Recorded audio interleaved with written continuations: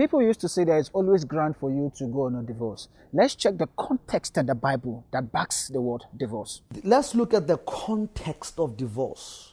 When God said divorce is wrong, people in the scriptures were divorcing because they want to marry other women. They had no reason for legitimately leaving their wives. They just decided one morning, I'm tired of this woman.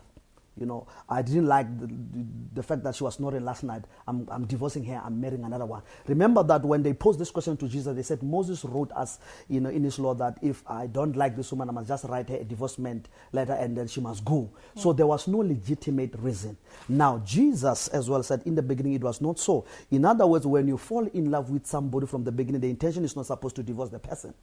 But if you marry a person for the wrong reason, you always divorce for the right reasons. And God's word says, what God has joined together, let no man put asunder. Now, what happens in the case where people have been joined by friends?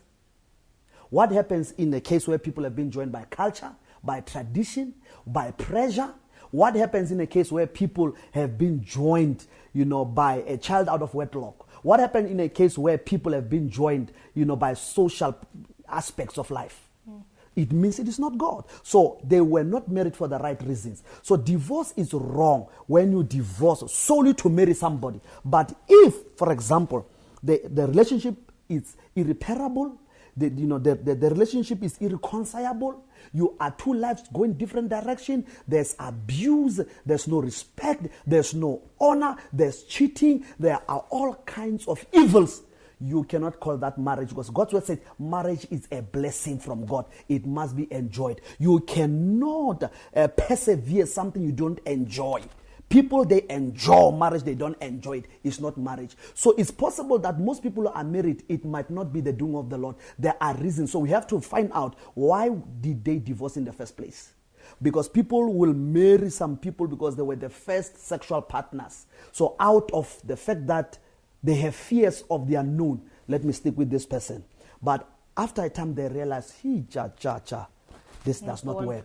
So I'm not for divorce, but I'm looking for reasons why people divorce. Then I can be able to say, no, this is the right reason for people to divorce. Because once people marry for the wrong reasons, I tell you, they will divorce for the right reasons. When they married for the wrong reasons. But God hated it because people were just looking at other women, other girls, because they were tired by the eyelashes of their women, and they decided to divorce.